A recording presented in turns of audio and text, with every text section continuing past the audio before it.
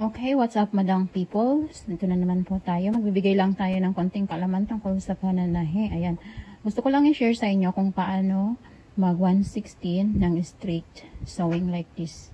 Yan po yung doll na laylayan. Yan po siya. Yan, kung makikita nyo, pantay-pantay po siya, paikot. Mas maganda yung neat and clean para presentable sa ating mga customer. So, ituro ko lang sa inyo konting tutorial kung paano ko ginagawa. Yung 116, gamit lang ang ating 116 na foot. Ayan po siya. 116 na kalawangin. 116 right side. Tapos gagamit tayo ng left side na another foot na left side na 116 din later. Okay? Ayan po siya. So, tatry natin gawin yung ito po siya, yung material. So, ang ginagawa ko, pinafold ko muna yung parang gumagawa tayo ng ng gown. Nasa gown kasi ganito din sa mga satin material. Ito din po siya yung ginagamit natin, technique. Ayan, mga satin. Double fold natin siya like this. Ayan, papakita ko lang sa inyo, ha? Ayan, thank you for watching. Ayan, 116 lang po siya. Yung 116 fold, konti lang. Yan din yung guide natin later. Pagpalit natin ng foot, okay? And then, tuturo ko sa inyo kung paano sharing din siya. So, sorry na guys, sa aking kuko, hindi na nalilinis siya kasi nabisi na sa YT, sa YouTube, okay? So, ayan, gagawa tayo ng ito dalawang piraso na doll clothes. Hindi ko muna siya guys tinabas para isahan yung pag 160 natin, okay? Ayan, diretso lang siya guys. Ayan po siya, tapos na siya, diba? Ayan, natahinan natin yung 116. Straight po siya, diretso. Ayan, straight, yan. Straight po siya. So, next na gagawin natin, tatanggalin natin yung foot. Tanggalin natin yung foot, palitan natin yung foot niya ng another left side. Left side, 116. Ayan, 116 na left side. Next is we're gonna change the foot for 116, and then we can ito po yung guide natin, di ba, yung material na excess, yan yung parang pinaka-guide natin, kaya hindi natin pwedeng palakihan siya. So yan, ganyan lang siya guys.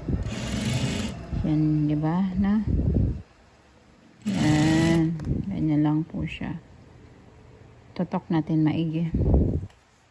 Yan, para yung pinaka-guide niya. Yan.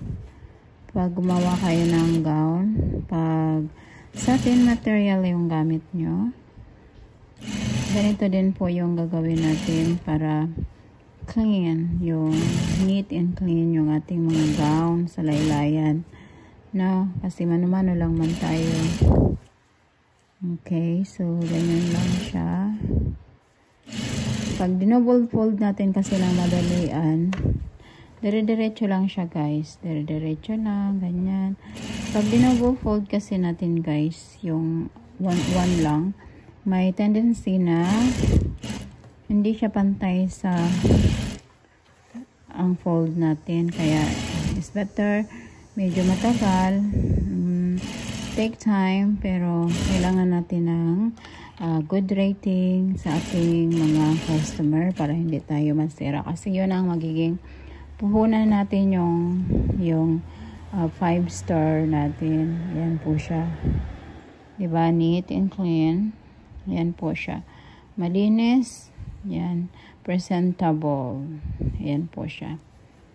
So ngayon guys, tuturuan ko kayo kung paano magiging sharing na naman yung ating yung gagawin nating curtain or skirt sa ating mga doll clothes or whatever na naisip nyo na design. So today I'm gonna show you again.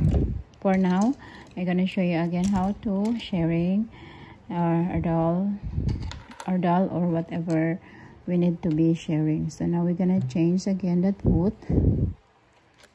Ayan po siya. Papalitan na naman natin ng foot. Yan.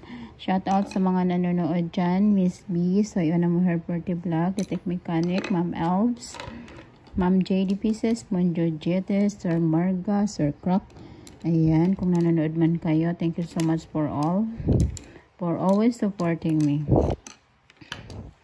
Ayan po yan. Thank you so much sa inyong lahat dyan na support. Ayan po yan yung ating sharing pot. Ayan po, pwede natin na sinsinan o medyo malaki. Ayan, pataasin natin siya. Yun yung, ay sorry, hindi pala na-shoot yung ano.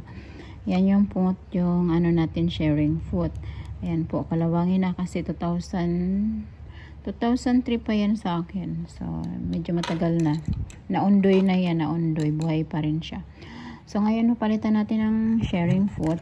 So, ang paggamit ng sharing foot, hindi basta-basta sharing foot, nilagay nyo na okay na, no? So, I just wanna let you know that you can also adjust the stitches. Pag lagay nyo na po yung sharing pot natin, ang kailangan po, pag gusto natin ng magandang sharing, i-adjust natin itong stitches, kung ano kalaki yung stitches. So, kailangan natin number 5.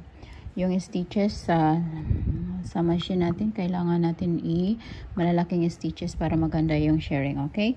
I just wanna share on you. And then, sa ganyan naman, ayaw ko yung masyadong malalaki yung stitch, yung sharing. So, ngayon, kailangan kong gumamit ng elastic thread para sa sharing. Mas sharing pa. Kasi di maliit lang yung dal natin.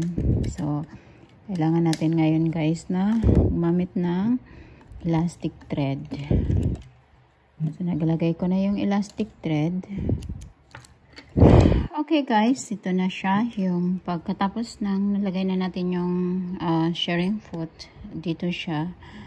Okay na yan yung thread. Nasa ilalim na siya. Na-adjust ko na rin yung, after you adjust the tension, lock muna natin siya guys. No, lock natin. Tapos ang magiging guide ninyo dyan, itong foot na yung guide niya. Kung pwede rin kayong maglagay ng tape dito, pero ako ito na lang. Tapos, yung kamay natin guys, nasa likod palagi, ganyan. Tapos, patakbuhin mo lang siya, yung tuloy-tuloy na. Ganyan lang siya, ganyan. Straight lang. Yan. Lalayan mo rin ang iyong kamay. Ayan guys. Yan. And then, lock na naman natin siya. Ayan guys. Okay na.